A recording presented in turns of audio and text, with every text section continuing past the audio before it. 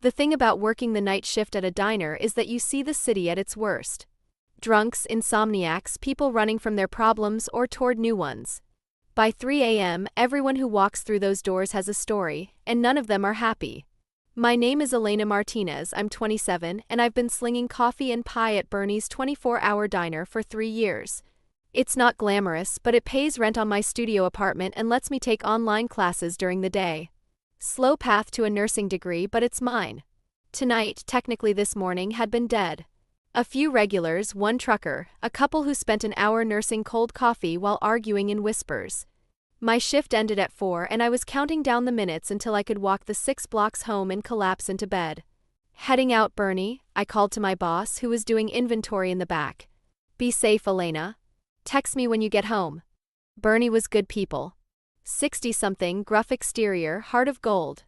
He worried about all his waitresses who worked nights, especially since the neighborhood wasn't exactly safe. I grabbed my purse, pulled my jacket tight against the pre-dawn chill, and started the walk home. Normally, I took the main streets, better lit, more cameras, safer. But tonight I was exhausted and took the shortcut through the parking garage. Stupid decision. The kind you don't realize is stupid until it's too late. I was halfway through the second level when I heard voices. Angry voices, speaking in what sounded like Italian. My first instinct was to turn back, take the long way. But then I heard the fear in one voice, the cold authority in another, and curiosity, or maybe just exhaustion, made me pause. I shouldn't have paused. Around the corner, partially hidden by a concrete pillar, I could see them. 3 men. 2 were clearly together, expensive suits, the kind of casual confidence that comes with power. The third was on his knees, hands raised, pleading in Italian. Please, I didn't know. I swear I didn't know whose territory. Ignorance isn't an excuse. The man standing spoke English now, his voice cold and final. He was tall, dark-haired, maybe late 30s.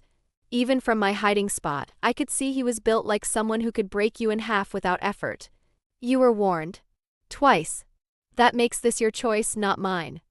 The kneeling man lunged suddenly, pulling a gun from his jacket. Everything happened so fast. The standing man moved with precision I'd never seen, disarming him in one fluid motion, and then there was a gunshot. Muffled, like in the movies when they use a suppressor. The kneeling man slumped forward, dead before he hit the concrete. I must have made a sound, a gasp, a whimper, something, because suddenly the dark-haired man's head snapped toward my hiding spot. Our eyes met across the parking garage, and I saw the exact moment he registered what I was. What I'd seen. Witness. Run, his companion said in accented English. I'll handle, no. The dark-haired man's voice was absolute. She's mine. Get the car. I'll deal with this. I didn't wait to hear more. I ran. My sneakers squeaked on the concrete as I sprinted toward the exit. Behind me I heard footsteps, fast, controlled, gaining. He was chasing me, and he was faster than me, and I was going to die in a parking garage at 4 in the morning because I'd taken a shortcut. I burst onto the street, scanning desperately for help. But this neighborhood at this hour? Empty. No cars, no people, no salvation. Strong hands grabbed my shoulders, spinning me around. Up close he was even more intimidating, 6'2" or 6'3", heavily muscled, with a face that looked carved from stone and eyes that were far too intelligent for comfort. And tattoos, I could see them at his collar, disappearing under his expensive shirt. Please, I gasped. Please, I won't tell anyone, I didn't see anything, I'll forget. Stop. His voice was firm but not angry. Listen to me very carefully. The man I just killed, he pulled a gun on me. It was self-defense. Do you understand? Self-defense. He had a gun, you killed him, in self-defense. And you witnessed it. Which creates a problem for both of us. His hands were still on my shoulders, but his grip gentled slightly. What's your name? Elena. Elena Martinez. Why was I answering him? Why wasn't I screaming? Elena. I'm Dante. Dante Caruso. He said it like I should recognize the name. When I didn't react, something almost like relief crossed his face. You really don't know who I am, do you? Should I? Probably better that you don't. A black car pulled up beside us, the companion from earlier. Get in the car, Elena. What? No. I'm not getting in your car. You have 2 choices. Get in the car voluntarily, or I carry you into the car. Either way, you're coming with me. His dark eyes held mine. I'm not going to hurt you. But I can't let you walk away after witnessing what you just saw. So please make this easy for both of us. Get in the car. You just killed someone. In self-defense. And Elena, if I wanted to hurt you, you'd already be hurt. I'm offering protection, not a threat. Now get in the car before someone sees us having this conversation on the street. Something in his voice, not kindness exactly, but certainty, made me believe him. Or maybe I was just in shock. Either way, I got in the car. The interior was luxury I'd never experienced, leather seats, that new car smell, everything pristine. Dante slid in beside me and his companion drove. Nobody spoke for several minutes. Where are you taking me? My voice came out smaller than I wanted. Somewhere safe. My home. Where we can talk about this situation properly. He was watching me carefully. Elena, I need you to understand something. What you witnessed tonight, it really was self-defense. Lorenzo Russo pulled a gun on me. I reacted. It's unfortunate that you saw it, but it doesn't change the facts. Self-defense or not, you killed someone. I should go to the police, and tell them what? That you saw Dante Caruso kill Lorenzo Russo in an empty parking garage? Do you know what would happen? His voice was patient, like explaining something to a child. Lorenzo's family would come after you. My family would need to protect me, which means discrediting you. You'd be caught between two organizations that operate outside the law, Elena. Is that really what you want? What I want is to go home and pretend this never happened. That's not an option. He said it with finality. But what I can offer is protection. Safety. A life where you don't have to look over your shoulder wondering if Lorenzo's brothers are coming for revenge because you witnessed their family member's death. By making me your prisoner? By making you mine to protect. He said it simply. You're under my protection now, Elena. Whether you want to be or not. That means no harm comes to you. From Lorenzo's family, from my people, from anyone. You're off limits. Untouchable. And what do I have to do in exchange? Stay where I can keep you safe. Don't go to the police. Don't talk about what you saw tonight. Let me handle the situation. His hand found mine, warm and surprisingly gentle. I'm not the villain here, Elena. I'm the man keeping you alive. The car pulled into an underground garage, private, clearly high security. Dante helped me out, his hand on my back as he guided me toward an elevator that required a keycard. This is my building. Penthouse level. You'll stay with me until this situation resolves. For how long? As long as necessary. The elevator opened directly into a penthouse that took my breath away. Floor-to-ceiling windows overlooking the city, modern furniture that screamed money, art on the walls that might be originals. This was wealth I'd only seen in magazines. You live here? Stupid question. Obviously he lived here. I do. And for the foreseeable future, so do you. He moved to the kitchen, pulling out a bottle of whiskey. Drink? I don't drink. Tonight, you make an exception. Trust me, it helps with the shock. He poured 2 glasses, pressing one into my hand. Sit. We need to discuss terms. I sat because my legs were shaking. The whiskey burned going down, but he was right, it helped. Terms? You stay here. Under my protection. I provide everything you need, food, clothes, safety. In exchange, you don't leave without my permission, don't contact anyone without my approval, and most importantly, you don't talk to the police or anyone else about tonight. That's imprisonment. That's survival. He settled across from me, his intensity focused entirely on me. Elena, Lorenzo Russo's family runs half the criminal operations in this city. The moment they find out someone witnessed his death, they'll hunt that person down. If they identify you, which they will, eventually you're dead. Unless you're under protection strong enough to make them think twice. And you're that strong? My family is that strong. The Caruso name carries weight. If I declare you under my protection, Lorenzo's family will respect that. Grudgingly, but they'll respect it. He took a sip of his whiskey. So yes, Elena Martinez. I'm that strong. How do I know you're not lying? That you won't just kill me to eliminate the witness? If I wanted you dead, you'd be dead. I wouldn't have bothered with the car ride and the conversation. I'd have handled it in the parking garage. He said it matter-of-factly, like discussing the weather. But I don't kill innocent people. And you are innocent, just someone in the wrong place at the wrong time. Why do you care? If you're as powerful as you say, can't you just make me disappear without anyone questioning it? I could. But I don't want to. He leaned forward.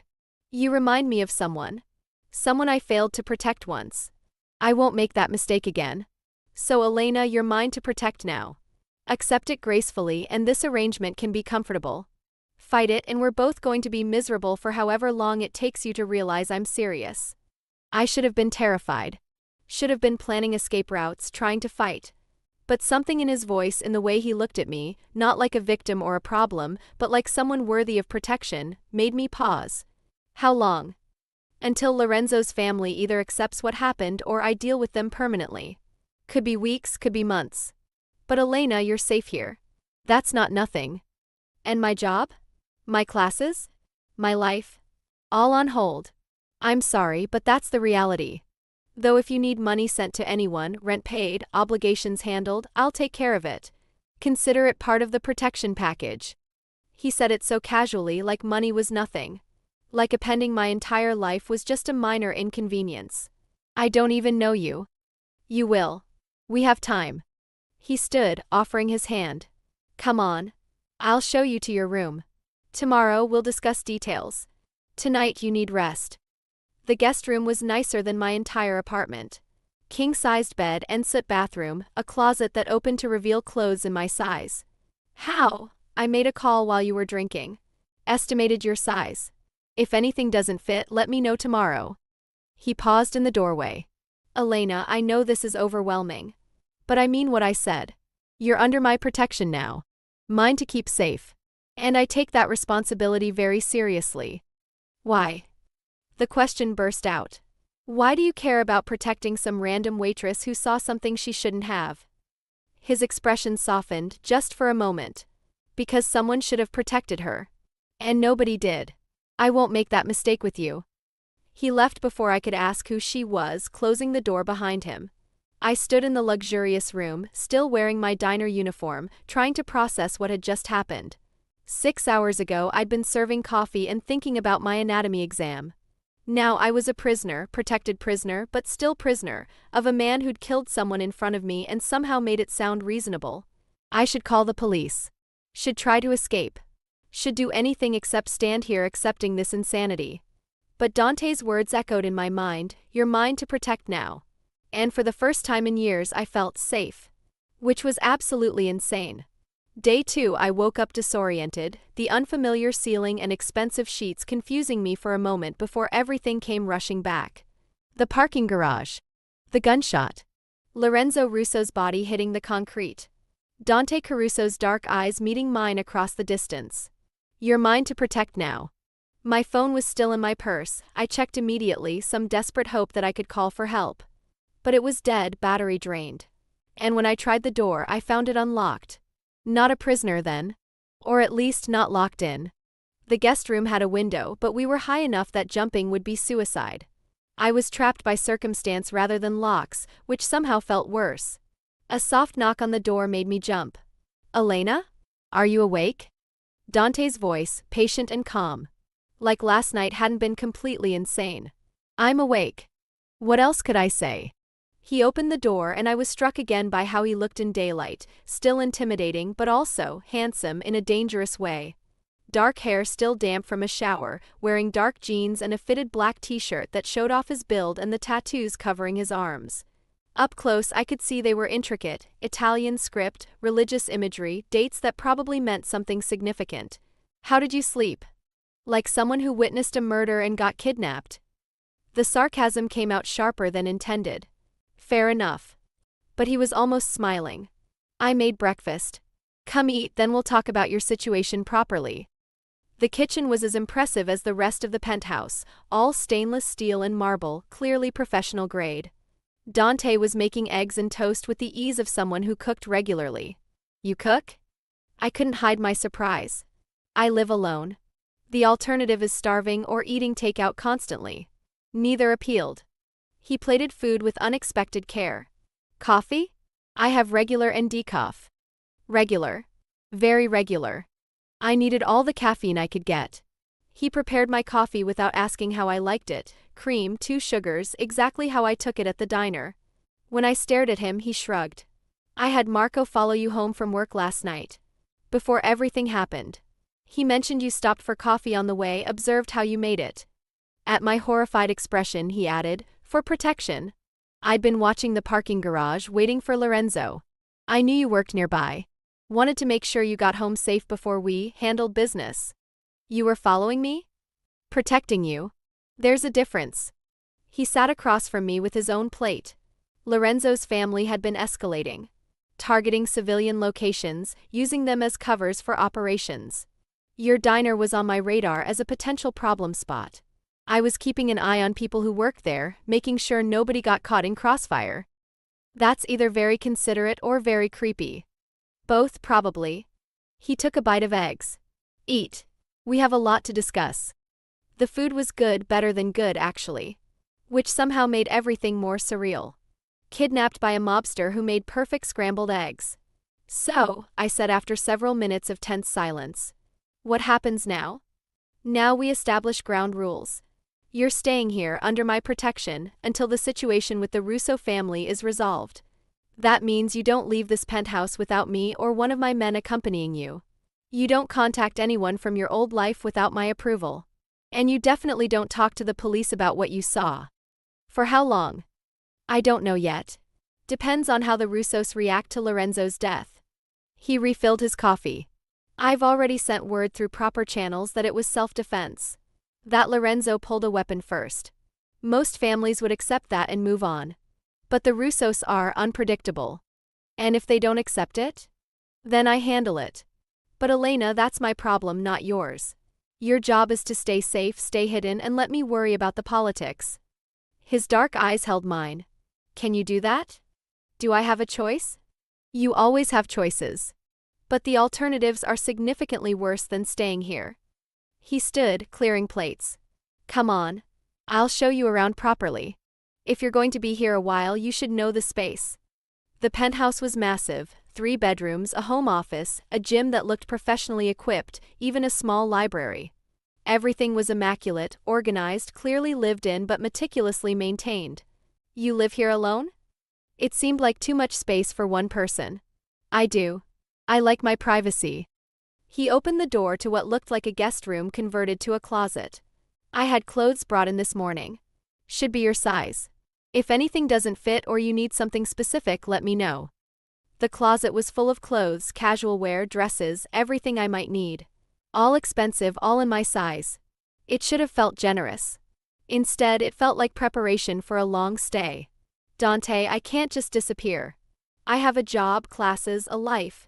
Your boss has been told you had a family emergency and had to leave town. I paid him enough to cover 2 months of your shifts and made it worth his while not to ask questions. Your online classes can be accessed from here. I'll have a laptop set up for you. Your rent is paid through the end of your lease. He said it all matter-of-factly. Your life is on hold, but it's not destroyed. Everything can resume once you're safe. You arranged all that overnight? I'm efficient when motivated. He moved closer and I fought the urge to step back. Elena, I understand this isn't what you wanted. But I'm trying to make it bearable. Work with me, not against me, and we'll both get through this. And if I want to leave anyway? Then you'd be making a fatal mistake. Because Lorenzo's family will find you, Elena. They're probably already looking. But as long as you're here under my protection, you're safe. Is your pride worth your life? He had a point, much as I hated to admit it. Fine. I'll stay. But I want some things in return. Negotiate away. He actually looked amused. I want to continue my classes. Without monitoring or supervision. I want books, real books, not just whatever you have here. I want to be able to call my mother once a week to let her know I'm okay. At his expression, I added, she lives in Arizona. We talk every Sunday. If I suddenly stop calling, she'll come looking or file a missing persons report. Reasonable requests. Approved with conditions. Classes can continue. Books will be ordered, give Marco a list. Your mother can be called on Sundays from a secure line, but you tell her you're traveling for work. Nothing about me, nothing about what you witnessed. Agreed? Agreed. I paused. Can I ask you something? Ask. Last night you said I reminded you of someone. Someone you failed to protect. Who? His expression shuddered immediately. That's not relevant. It is if it's why I'm here. If this is about guilt or some need to fix a past mistake, it's about keeping you alive. The reasons are secondary. But his voice had gone cold. My past is not up for discussion, Elena. Respect that boundary. You want me to trust you, but you won't tell me anything about yourself? I want you to survive. Trust is optional. He moved toward the door. I have work to do. Make yourself comfortable. There's food in the fridge, books in the library, TV in the living room. Don't try to leave. The doorman has instructions and you wouldn't make it past the lobby. He left before I could respond, and I was alone in the massive penthouse with nothing but my thoughts and questions. I spent the day exploring. The library was impressive. First editions, classics, contemporary fiction, books in Italian and English. The gym had equipment I barely knew how to use. The kitchen was stocked like someone actually cooked instead of just ordering takeout. It was a gilded cage, beautiful and comfortable and absolutely a cage. Around 6, Dante returned, looking tired and tense. He loosened his tie as he entered, and I noticed blood on his knuckles, not much, just enough to suggest recent violence. Rough day at the office? I tried for light, but it came out concerned. The Russos are being difficult. But it's handled. He moved to the kitchen, pulling out ingredients. I'm making dinner. You like pasta? Are you seriously going to just cook dinner? Like you didn't spend the day doing whatever mobsters do? I'm seriously going to cook dinner because we both need to eat, and cooking helps me think. He started water boiling with practiced efficiency. And yes, I spent the day managing family business and dealing with Russo representatives. But that's done now and I'm home. So we're having pasta. There was something surreal about watching him cook, this dangerous man who'd killed someone in front of me, who'd kidnapped me for my protection, now making carbonara like it was the most normal thing in the world. You know this is insane, right? I said as he cooked. This whole situation? I know it's not ideal. But it's necessary. He glanced at me. How was your day? Get settled in? As settled as someone can get when they're being held captive. Protected, he corrected. There's a difference. Is there? Because from where I'm sitting, I'm in a place I can't leave, cut off from my normal life, dependent on someone I don't know for literally everything. You're in a place where Lorenzo's brothers can't reach you. Where you're fed, comfortable and safe. Where you can continue your education and maintain contact with your mother. That's protection, Elena. If I wanted to imprison you, you'd know the difference. He had a point, as much as I hated admitting it. We ate dinner in tense silence, and I had to admit the food was excellent. Dante Caruso was many things, mobster, killer, kidnapper, but he could cook. Can I ask you something? I said as we cleaned up. You can ask. I may not answer. Why did Lorenzo pull a gun on you? What did he do to deserve that? Dante was quiet for a long moment. Lorenzo Russo was trafficking drugs through civilian businesses. Using places like your diner as drops, putting innocent people at risk. I warned him twice to stop. He refused. Last night I was going to offer him one final chance to walk away peacefully. Instead, he tried to kill me. So I defended myself. You make it sound so simple. It is simple. He chose violence. I responded with violence. The only complication is that you witnessed it, which puts you at risk from his family. He dried his hands, leaning against the counter. I don't enjoy killing, Elena. But I will protect my territory and the people in it. Including you. I'm not part of your territory. You are now. He moved closer, and I was suddenly aware of how much bigger he was than me. You're under my protection. That makes you mine to keep safe. And I take that responsibility very seriously. Because of her. The woman you failed to protect. Partially. He didn't deny it this time. But also because you're innocent. Because you don't deserve to die for being in the wrong place at the wrong time. Because. He trailed off. Because what?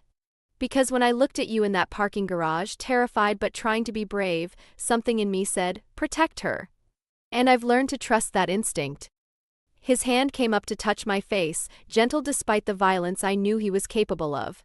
So yes, Elena. You're mine to protect. Accept it. Embrace it. Let me keep you safe. I should have pulled away.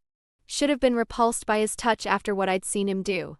But instead I found myself leaning into it, craving the comfort of human connection after hours of isolation. "This is insane," I whispered. "Most worthwhile things are." He stepped back, breaking the moment. "Get some rest. Tomorrow, we start establishing a routine. You'll continue your classes, I'll handle my business, and we'll figure out how to coexist until this situation resolves." That night, lying in the expensive guest room bed, I tried to make sense of everything. I'd witnessed a murder. Been kidnapped, protected, he insisted, by the killer. And somehow, against all logic, I felt safer with Dante Caruso than I had in years working night shifts and walking home through dangerous neighborhoods. What did that say about me? What did it say about him? And what happened when the protection was no longer necessary, when I had to leave this gilded cage and return to real life, knowing what I knew, having seen what I'd seen? I fell asleep with more questions than answers, and the memory of Dante's gentle touch on my face despite the blood on his knuckles. "Mine to protect." The words echoed in my dreams. Week 2 weeks of living with Dante Caruso had taught me several things. First, he was a man of rigid routine. Up at 6, gym for an hour, shower, breakfast, then out for business until evening. He came home like clockwork at 7, cooked dinner, and spent the evenings either working in his study or, increasingly, sitting with me in the living room. Second, he was surprisingly easy to live with. He gave me space, didn't hover, let me continue my classes without interference. The laptop he'd provided was high-end, the internet connection flawless. He even ordered the textbooks I'd mentioned needing, arriving the next day. Third, and most concerning, I was getting comfortable. Dangerously comfortable. "You're staring again," Dante observed without looking up from his book. We were in the living room, me working on an assignment, him reading something in Italian. I'm thinking. About how normal this has started to feel. Living with you, this routine, the whole situation. 2 weeks ago I was terrified. Now I'm not. That should worry me. He finally looked up, setting down his book. "Why should adapting to your circumstances worry you?" "Because my circumstances include being held captive by a man I watched kill someone. Stockholm Syndrome, maybe? I should be looking for escape routes, not getting comfortable." "You're not captive. You're protected. There's a difference." He said it patiently, like we hadn't had this conversation a dozen times. "And Elena, if you wanted to leave badly enough, you'd find a way. The fact that you haven't suggests you understand the alternative is worse." He was right, which annoyed me. The few times I'd ventured to the lobby, always with Marco shadowing me, I'd seen the men watching the building. Men who looked like they were waiting for something. Someone. "The Russos," Dante had explained when I'd asked. "Watching, waiting, hoping you'll surface. They know someone witnessed Lorenzo's death. They're trying to identify who. And if they do? They won't. Because you're here, hidden, safe. And I've made it very clear that anyone who threatens my household answers to me personally." His household. Like I was furniture. Property to be protected. "I talked to my mother yesterday," I said, changing the subject. "She's worried. Thinks it's strange that I'm traveling for work when I've never mentioned business trips before." "What did you tell her?" "That it's a new opportunity. Training program." She didn't quite believe me, but she let it go. I closed my laptop. "How much longer, Dante? How much longer do I have to hide here?" "Until it's safe. We've been over this." That's not an answer. That's a deflection. I stood, restless energy making me pace. Weeks? Months? Years? When do I get my life back? When giving it back won't get you killed. His voice was harder now. "Elena, I understand this is difficult. But the alternative is you dead in an alley because Lorenzo's brothers wanted revenge. Is that what you prefer?" "I prefer having a choice." "You have a choice. Stay here and live or leave and die. Those are your options. Choose wisely." He stood, moving toward his study. "I have work to do. Try not to overthink this situation. It's temporary." But temporary was starting to feel permanent. And that terrified me more than the danger outside these walls. That evening, Dante came home with blood on his shirt. Not his blood, I'd learned to tell the difference. He tried to hide it, heading straight for his room, but I caught a glimpse before he could close the door. "What happened?" "Nothing that concerns you." His voice was clipped. "Stay in the living room.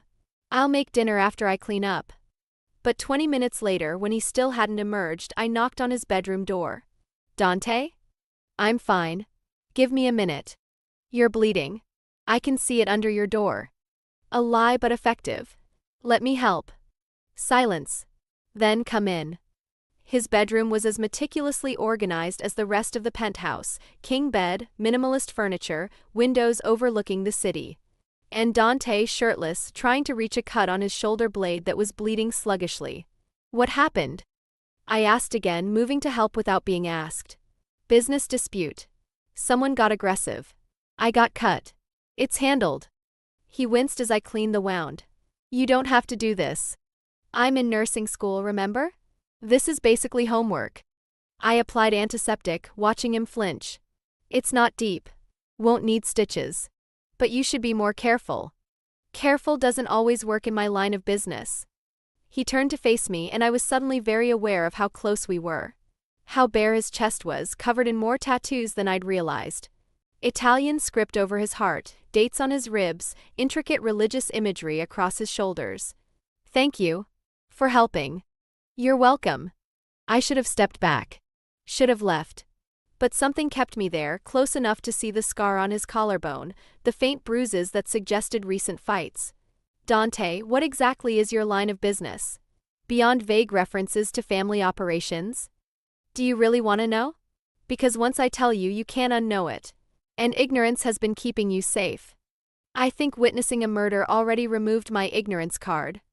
He laughed, short and bitter. Fair point. He moved to sit on his bed, gesturing for me to join him. My family runs operations. Legitimate businesses mixed with less legitimate ones. Import-export that sometimes includes things not approved by customs. Protection services for businesses that prefer not to involve police.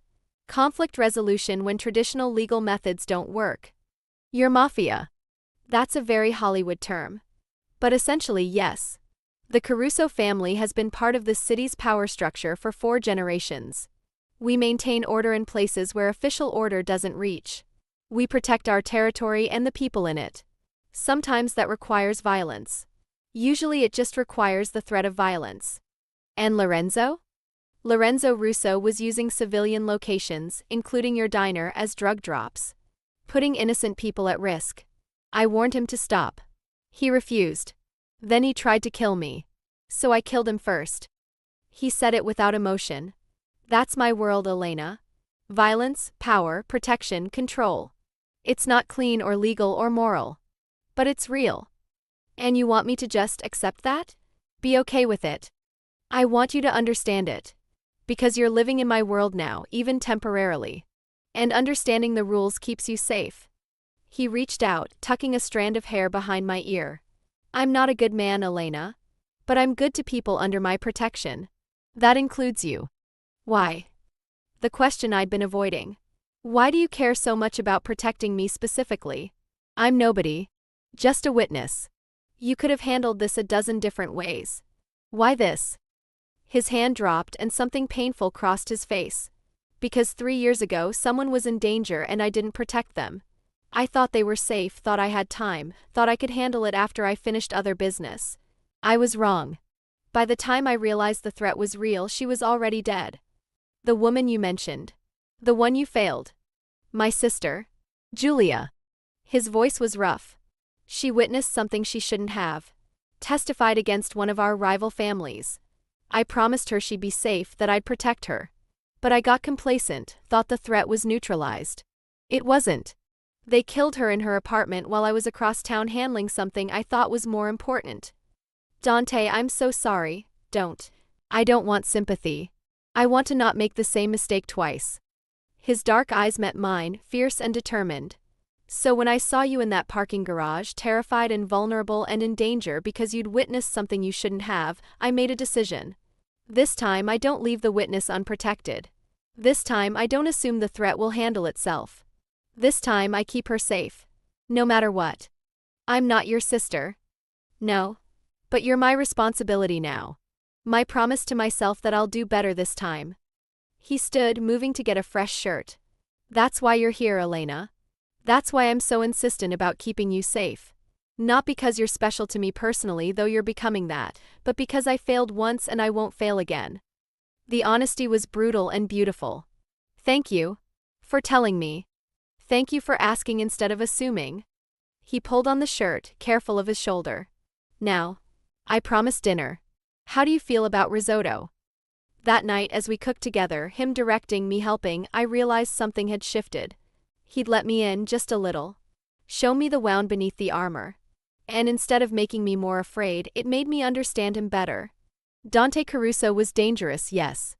But he was also grieving, guilt-ridden, and desperately trying to prevent another failure. Keeping me safe wasn't about control or possession. It was about redemption.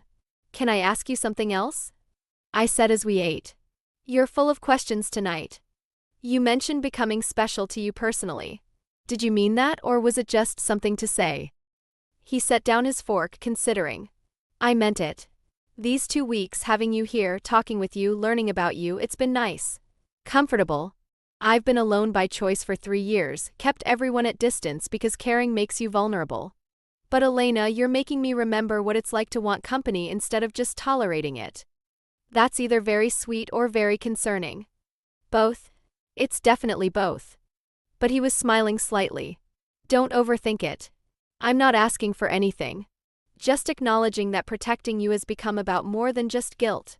I actually enjoy having you here. I enjoy being here. Which is definitely concerning given the circumstances. I took a sip of wine. Dante, what happens when this is over? When the Russo threat is handled and I can leave? Then you leave. Get your life back. Go back to the diner and your classes and your mother in Arizona. Forget Dante Caruso exists except as the man who once kept you safe for a few weeks. And if I don't want to forget? The question hung between us, dangerous and heavy. Dante's dark eyes held mine, something intense flickering in them. Then we figure it out. But Elena, don't make that decision now. Not while you're here because you have to be. Wait until you're free to choose, then decide if you want me in your life. Anything before that is coercion, not choice. You're surprisingly ethical for a mobster. I have my principles. They're just different from most people's. He stood, clearing plates. Get some rest. Tomorrow I'm taking you somewhere. Outside these walls. You need air and perspective. Really? I'm allowed to leave? With me, yes. There's somewhere I want to show you. Somewhere that might help you understand why I do what I do. He paused. Trust me? I thought about the past 2 weeks. About how he'd been patient when I was difficult, understanding when I was frustrated, gentle when I was scared. About how he'd shared his pain tonight, let me see the guilt he carried. Yes. I trust you. His smile was genuine and relieved. Good. Be ready by 9. And Elena? Wear something comfortable. We're going to see the real city, not the polished version. That night, I fell asleep wondering what Dante wanted to show me. What part of his world he was ready to share. And why, despite everything, I was excited to see it. Mine to protect was becoming something else. Something more complicated than either of us had anticipated. And I wasn't sure if that was dangerous or exactly what we both needed. Week 3, the neighborhood Dante took me to was nothing like the polished downtown where his penthouse stood. This was Old City, narrow streets, brick buildings showing their age, small shops with hand-painted signs. People here moved with purpose, nodding to Dante as we passed, respect and caution mixed in equal measure. This is where I grew up, Dante explained as we walked, Marco trailing at a discreet distance for security. Before the money, before the power. Just the Caruso family trying to survive in a neighborhood the city had forgotten. We stopped in front of a small bakery, Russo's Bakery, the sign read in faded letters. Through the window I could see an elderly woman behind the counter, arranging pastries. Come on. Dante held the door open. Mrs. Russo makes the best cannoli in the city. Has for 40 years. The woman looked up as we entered, her weathered face breaking into a smile. Dante? It's been too long. And who is this? Mrs. Russo, this is Elena. A friend. Elena, this is Angela Russo. Not related to Lorenzo's family, he added quietly for my benefit. Different Russos entirely. Angela embraced him warmly, then insisted on preparing a box of pastries for the beautiful girl. As she worked, Dante explained in Italian, slowly enough for me to catch some words, that I was visiting, that she should tell no one she'd seen us. Of course, of course. Your secrets are safe with me, boy. You know that. She handed me the box with a warm smile. You take care of him, yes? He works too hard, this one. Always has. Outside, carrying our pastries, I finally asked, "Why did you bring me here?" "To show you something." He led me down another street, this one even more worn. We stopped in front of a community center, small, clearly underfunded, but clean and welcoming.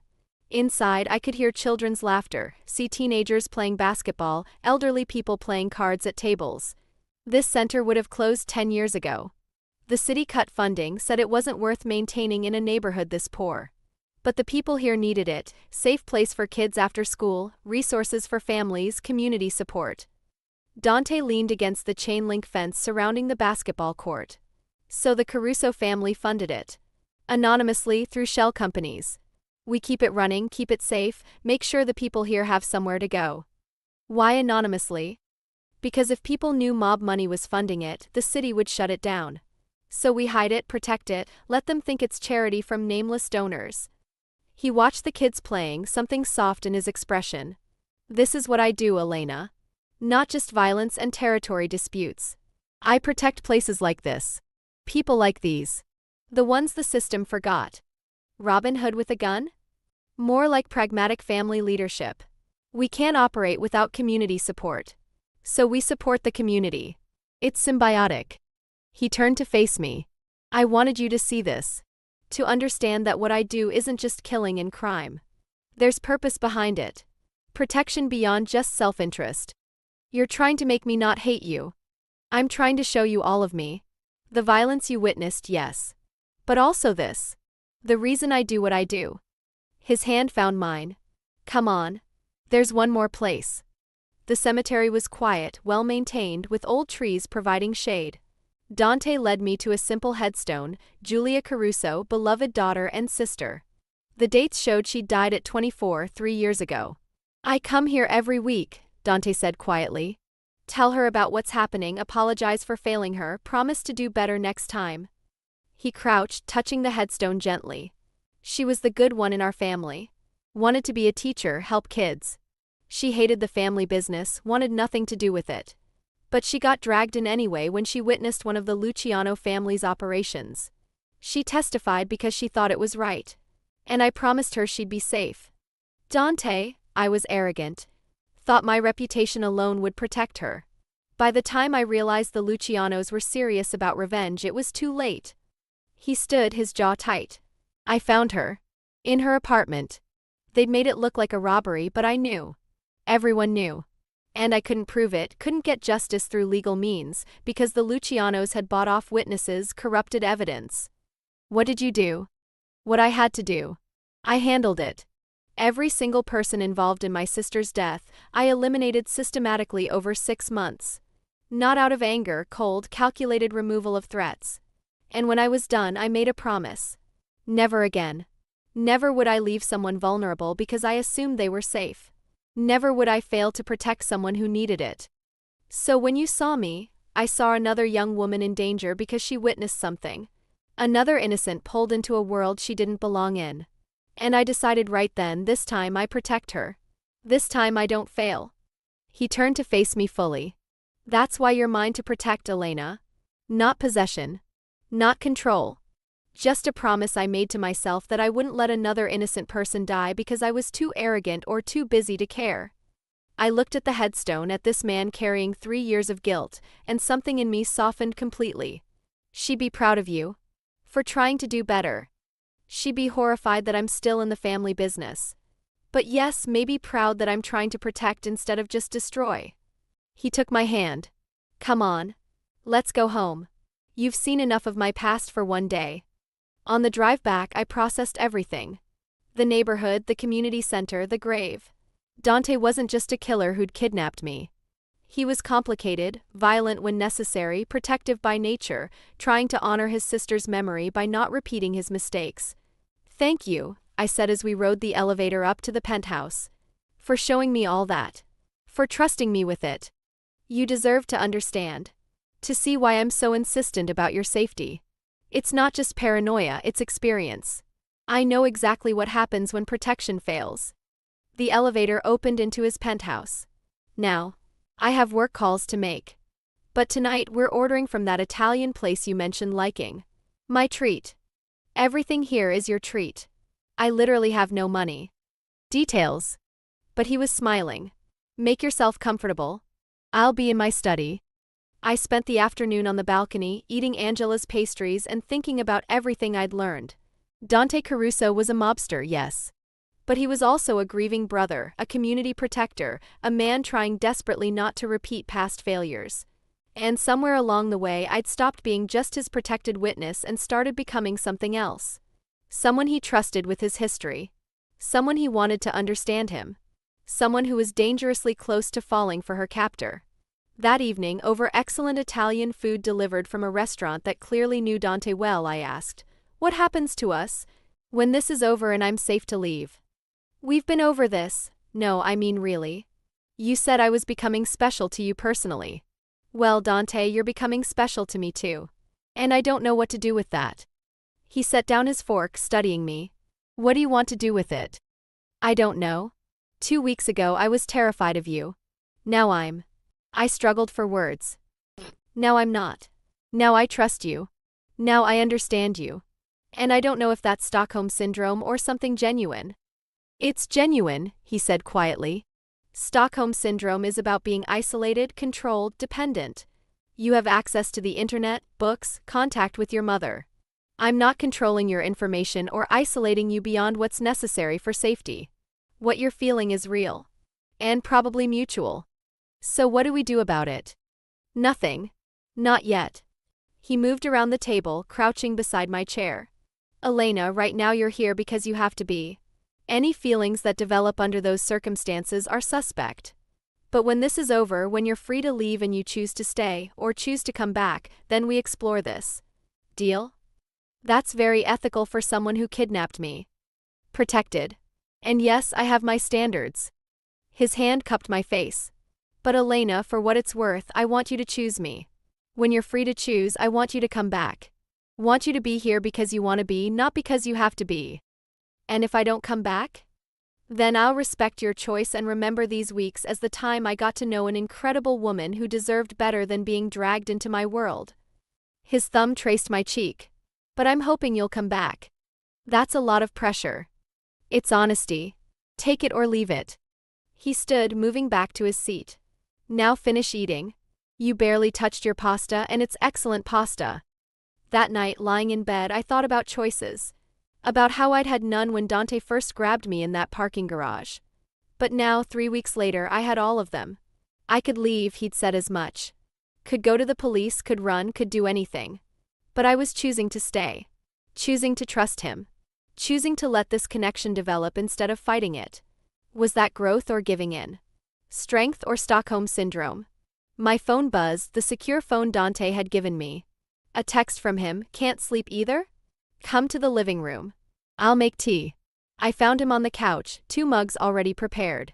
We sat in comfortable silence, drinking tea and watching the city lights below.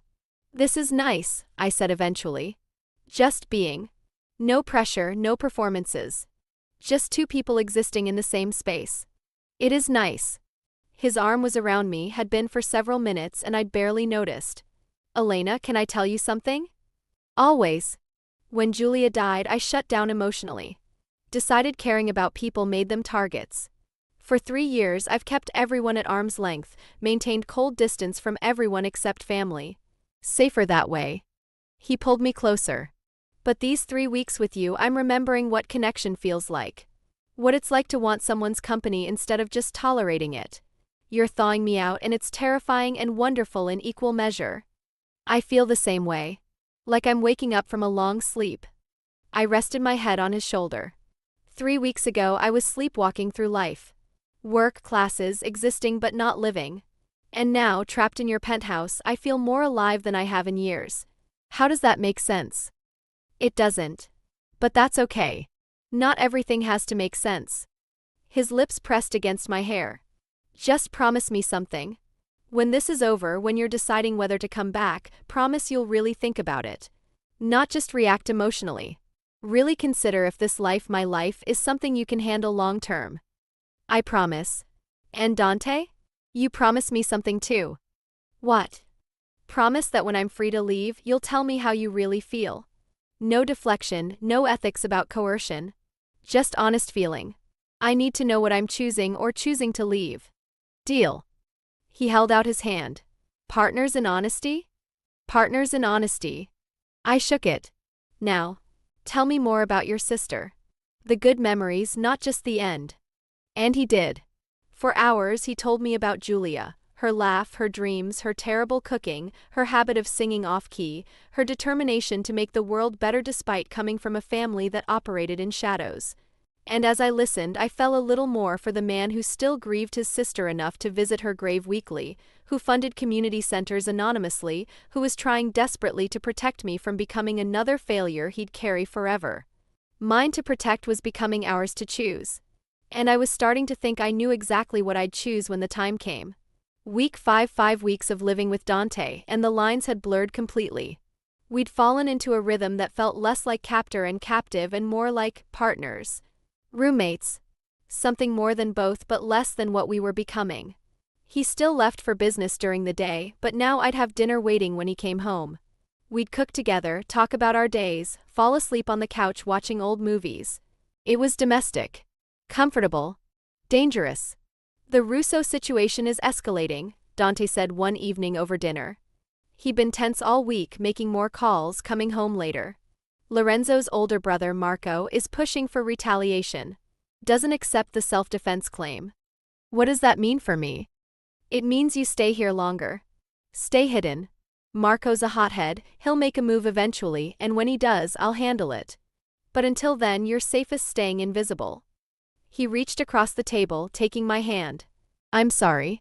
I know you're tired of being trapped here. I'm not trapped. Not anymore. And I meant it. I'm here because I trust you to handle this. Because I know you'll keep me safe. Elena, my phone rang, my old phone, the one I hadn't used in weeks. The one only a handful of people had the number for. We both stared at it. Don't answer it, Dante said immediately. It could be the Russos trying to locate you. But I looked at the screen. It's Bernie. My old boss. He never calls. Dante hesitated, then nodded. Answer. Put it on speaker. Hello? Elena? Oh, thank God. Elena, where are you? Are you safe? Bernie's voice was frantic, genuinely worried. I'm safe, Bernie. I'm fine. What's wrong? Men came to the diner tonight. Asking about you. Said they were family, that they'd been looking for you, that they were worried. But Elena, they didn't look like family. They looked like trouble. I told them I didn't know where you'd gone, just that you'd left town for a family emergency. But they're still outside watching. I think they're waiting to see if you show up. Dante's expression had gone cold and dangerous. Bernie, this is Dante Caruso. I'm a friend of Elena's. How many men? Who, Elena, who is this? Bernie, it's okay. Dante's helping me. How many men? 3. Big guys, expensive suits, look like they could break me in half. Bernie's voice shook.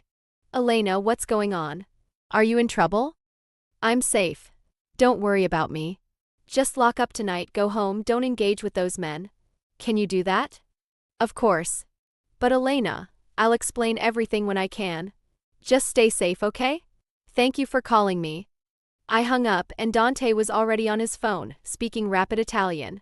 He made 3 calls in quick succession, each one more clipped and commanding than the last. They're getting aggressive, he said finally. Going to your known locations, trying to flush you out. That means Marco Russo is losing patience. What do? We end this. Tonight. He stood, moving to his study. When he returned, he was wearing a shoulder holster with a gun I'd never seen before. I'm going to the diner. Going to have a conversation with Marco's men. Make it very clear that you're under Caruso protection and any further searching will be considered an act of war. That sounds dangerous. It is. But necessary. I can't have them harassing innocent people trying to find you.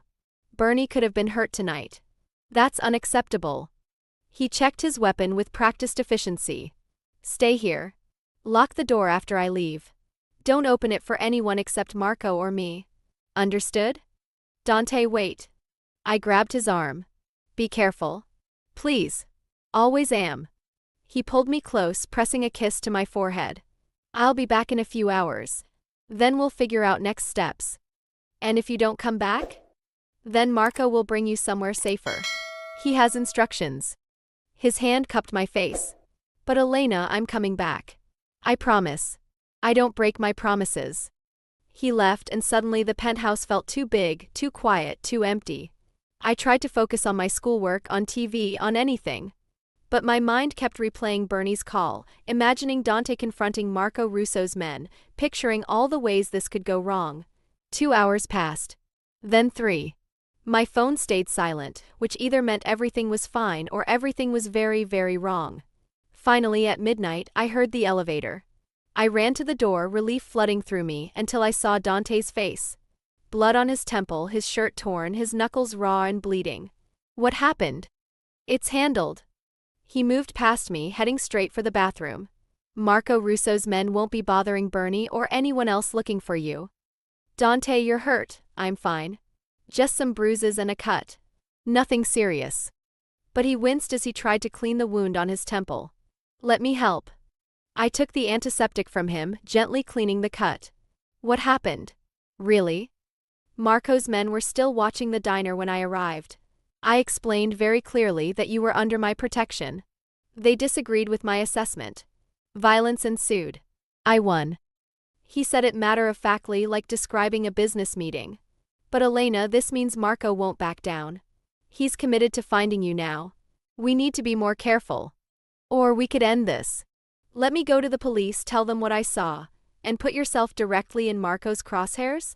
No, absolutely not. His hand caught my wrist, stopping me from cleaning his knuckles. Elena, the moment you testify against my family, even in self-defense, you become a legitimate target. Right now, you're just a potential witness. Unknown, unidentified. That's what's keeping you alive. The minute you go public, Marco kills you out of principle. So what's the solution? I stay here forever. I handle Marco. Permanently. He said it with cold certainty. He's escalating, harassing civilians, violating territory agreements. That gives me cause to eliminate the problem. I've been trying to avoid it out of respect for the Russo family's patriarch. But Marco's forcing my hand. You're going to kill him. I'm going to protect you. If that requires eliminating Marco Russo, then yes. He stood, moving toward his bedroom. This is my world, Elena. This is how problems get solved. Are you okay with that? Was I?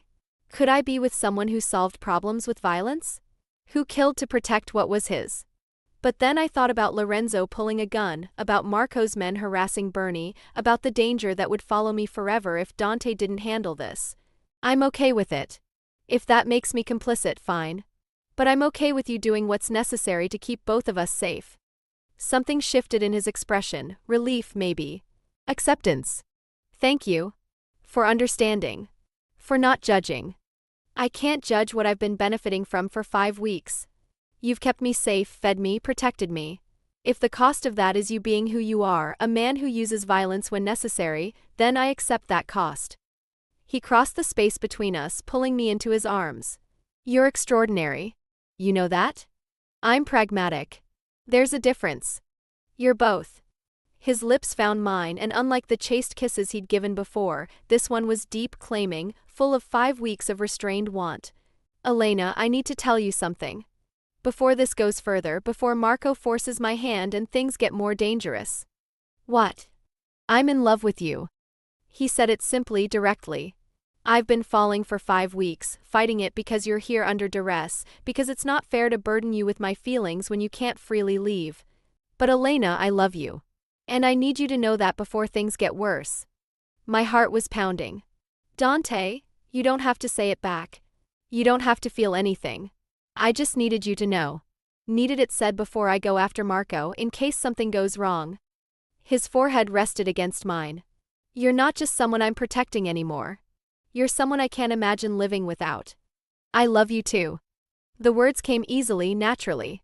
I think I have been for weeks. But I was scared to admit it, scared it was just Stockholm Syndrome or proximity or fear. But Dante, it's not. It's real. You're real. This is real. His kiss was desperate this time, 5 weeks of restraint breaking. We stumbled toward his bedroom, pulling at clothes, needing connection and confirmation and closeness.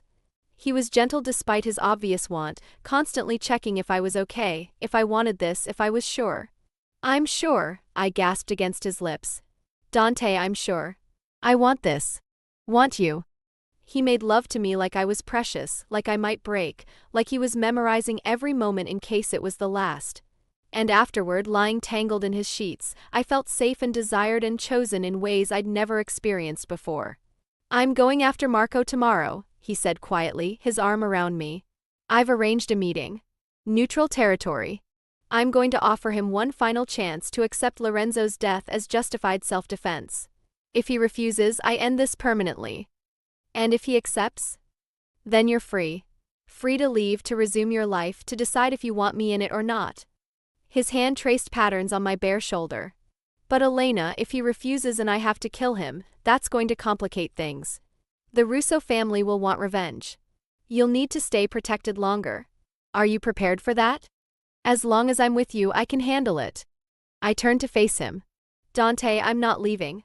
Even when this is over, even when I'm safe, I'm choosing to stay.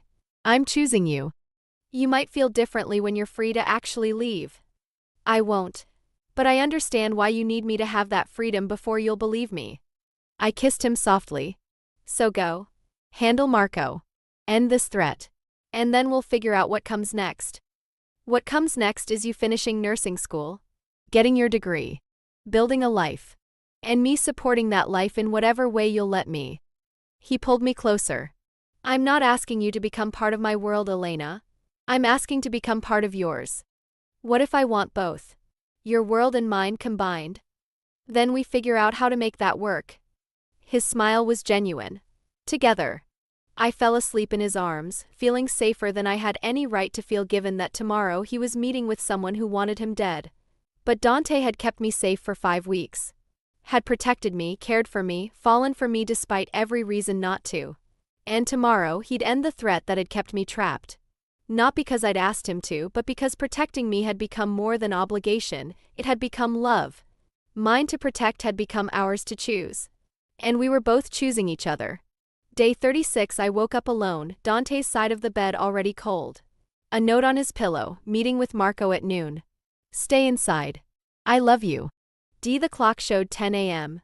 2 hours until Dante confronted Marco Russo, until this 5-week nightmare either ended or escalated into something worse. I tried to distract myself with schoolwork, with TV, with anything. Nothing worked. My phone buzzed at 11:30. Marco, Dante's second-in-command, boss wants you to know everything is in place.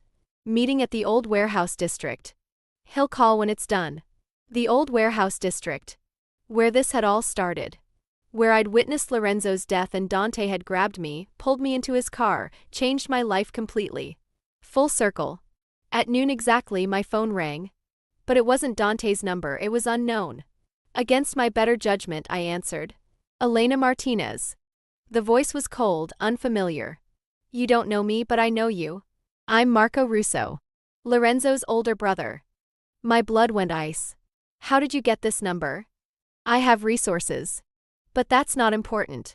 What's important is that I know who you are, where you are, and what you witnessed 5 weeks ago. A pause. And I know Dante Caruso is very invested in keeping you alive. Which makes you valuable. What do you want? Simple exchange. You for him. You come to the meeting alone, unarmed, and testify that Lorenzo pulled his weapon first. Confirm it was self-defense in front of neutral witnesses. Do that and this ends. Everyone walks away. And if I don't? Then this meeting becomes a bloodbath. Dante dies, you eventually die, and my family goes to war with the Carusos over a matter of principle. A lot of unnecessary death, Elena. All preventable if you just tell the truth about what you saw. Dante will never let me come. Dante doesn't need to know. I'm texting you an address. Be there in 30 minutes. Come alone. This ends today one way or another. He hung up. A moment later, a text arrived with an address, the old warehouse district, as Marco had said.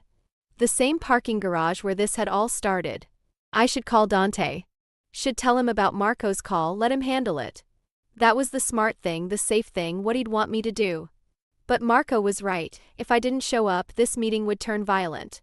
Dante would kill Marco or Marco would kill Dante, and either way the war would continue. More death, more danger, more people caught in crossfire. Unless I ended it. Unless I gave them what they needed, an eyewitness account that Lorenzo had pulled his weapon first, that Dante had acted in self-defense. I grabbed my jacket and slipped out of the penthouse before I could second-guess the decision. The doorman tried to stop me, but I told him I was meeting Dante, that it was urgent. He let me pass, though he looked uncertain. The warehouse district looked different in daylight, less menacing, more abandoned. I found the parking garage easily, my heart pounding as I climbed to the second level. The same spot where I'd hidden 5 weeks ago. Where Lorenzo had died. Where my life had changed forever. A group of men stood in the center, Dante's people on one side, unfamiliar men on the other. And in the middle, Dante himself, facing a man who had to be Marco Russo. They were arguing, voices raised, hands moving toward weapons. Stop. My voice echoed in the concrete space. Everyone turned, and Dante's expression went from anger to horror. Elena, what the hell are you doing here? She's here because I invited her. Marco Russo was tall, dark-haired like his brother, with cold eyes that assessed me like a threat. The witness. Finally. Elena Martinez, the woman who saw Lorenzo die. Elena, leave. Now. Dante's voice was command, fear, fury mixed together. This is not safe, it's fine. I'm fine. I walked toward them, trying to look braver than I felt. Marco called me. Said if I testified about what I saw, this could end peacefully. So I'm here. Ready to tell the truth. You're here to sign your death warrant, Dante hissed. The moment you testify, you become a legitimate target. Only if she lies. Marco interrupted. But if she tells the truth, that Lorenzo pulled his weapon first, that your actions were defensive, then we have no quarrel with her. She's just an honest witness. Protected by the same codes that protect all neutral witnesses. You expect me to believe you'll just let her walk away? Dante moved between us. After 5 weeks of hunting her? I was hunting an unknown witness who might lie. Now I have her here, willing to testify. If her testimony clears you, she's no threat to me. Marco's eyes met mine. So, Elena Martinez. Tell me what you saw that night. The truth, nothing else. I took a breath, looking at Dante's tense face, at Marco's calculating one, at all the armed men waiting for my words to determine if violence happened today. I was walking home from my shift. Took a shortcut through this parking garage. I heard voices arguing in Italian. I shouldn't have stayed, but I did. I pointed to the spot where Lorenzo had knelt. Lorenzo was on his knees. Dante was standing over him, talking. It looked like Dante was giving him a chance to explain something, maybe walk away. Then Lorenzo moved fast, pulled a gun from his jacket, tried to aim it at Dante. Dante reacted faster. Disarmed him. The gun went off. Lorenzo fell. He pulled first? Marco asked. Yes. Absolutely. Lorenzo initiated the violence. Dante defended himself. I saw the whole thing. I met Marco's eyes steadily. That's the truth. That's what happened. Silence. Marco studied me for a long moment, then nodded slowly. I believe you. You're describing my brother accurately, hot-headed, always thinking he could talk his way out with violence. He probably did pull first. He turned to Dante. Self-defense. Justified. We accept this ruling. Lorenzo's death is closed business. Just like that. Dante's voice was suspicious. Just like that. I've been investigating this for 5 weeks. Your story never changed. Your people's accounts never changed. And now the witness confirms it. Sometimes the simple answer is the true one. My brother fucked up and paid for it. Marco holstered his weapon. We're done here. The Russo family has no further quarrel with you or the witness. And her safety? Protected under witness code. She testified truthfully at my request. That makes her untouchable by family law. Marco looked at me. You're free to go, Ms. Martinez. Thank you for your honesty. It prevented unnecessary bloodshed today. He left, his men following. Dante's people relaxed, weapons lowering, tension draining from the space. And Dante turned to me with an expression mixing relief and fury. What the hell were you thinking? He grabbed my arms, not rough but firm. Coming here alone, putting yourself at risk. I was thinking that if I didn't show up, you'd kill Marco or he'd kill you. And either way, the war would continue. But Marco was right, he just wanted the truth. And I could give him that. You could have died. Marco could have killed you the moment you finished testifying, claimed you were lying, anything. His hands were shaking. Elena, I've spent 5 weeks keeping you safe. And you threw yourself into danger, to end this. To give us both freedom. I touched his face. Dante, it's over. Marco accepted the self-defense claim. I'm safe now. We're both safe. Until the next threat. The next danger. This is my world, Elena. There's always another problem, another enemy. But he pulled me close, holding me like I might disappear. God, you terrified me. When I saw you walk in here, I know. I'm sorry. But Dante, it worked. We're free now. Really free. No more hiding, no more threats. Just us choosing each other without any external pressure. He laughed, shaky and relieved. You're insane. Brave and brilliant and completely insane. His lips found mine, desperate and claiming. I love you. Even when you make catastrophically dangerous decisions, I love you. I love you too. Even when you're overprotective and controlling and trying to keep me locked in a penthouse forever. But I was smiling. So what now? What do we do with our freedom? We go home. We celebrate not dying today. And we start figuring out what our life looks like when it's not defined by threats and protection. He kept his arm around me as we walked to his car. Elena, are you sure? About us, about staying, about choosing this life? Because you're free now. Really free. You could walk away, resume your normal life, I'm sure. I've been sure for weeks. But you needed me to have the freedom to choose before you'd believe it. I stopped, making him face me. I choose you, Dante Caruso. I choose your world, your protection, your love. All of it. For as long as you'll have me. Forever then. Because I'm not letting you go. His kiss was soft this time, promising. Come on. Let's go home. 3 months later, I graduated nursing school on a sunny Saturday in June. Dante sat in the audience, beaming with pride, his family surrounding him. When I walked across the stage to accept my diploma, I heard Rose's whistle, Isabella's cheer, Marco's applause. My family. Because that's what the Carusos had become in the 8 months since I'd witnessed a murder and been pulled into their world. Congratulations, Tesoro, Dante said afterward, pulling me into his arms. I'm so proud of you. Thank you. For supporting me, for believing in me, for giving me the space to finish my degree. I kissed him. So what now? I'm officially a registered nurse. Ready to work, contribute, be an actual adult. Now you decide. Work at a hospital, clinic, wherever you want. And come home to me every night. He tucked a strand of hair behind my ear. Or, if you want, we make other arrangements. Separate places, more independence. Whatever you need. Are you trying to give me an out? After 8 months together? I'm trying to make sure you're staying because you want to, not because you've gotten comfortable. His dark eyes held mine. Elena, I love you. I want you in my life permanently. But I need to know you're here by choice, not habit. Then let me be very clear. I took his hand, feeling the warmth, the strength, the safety I'd found 8 months ago in a parking garage. I choose you. I choose us.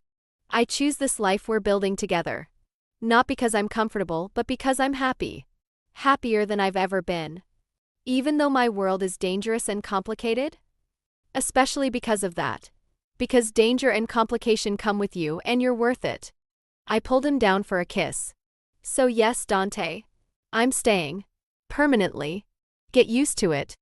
His smile was bright and genuine. Best decision you've ever made. Second best. The best was hiding in your car that night. Fair point. He wrapped his arm around me as we walked to join his family. Though technically I found you. So really I made the best decision by not throwing you out. Semantics. Important semantics. But he was laughing. Come on. My mother's making a feast to celebrate your graduation. And Elena? Yes. Thank you. For witnessing that night, for trusting me, for staying when you could have run. For becoming mine to protect and choosing to stay mine to love. Thank you for protecting me, for caring when you didn't have to, for showing me what it means to be truly safe with someone. I leaned into him. I love you. I love you too. Now and always. My witness, my protected, my choice, my love. We walked into the celebration together, two people brought together by violence and danger who'd somehow built something beautiful from the wreckage.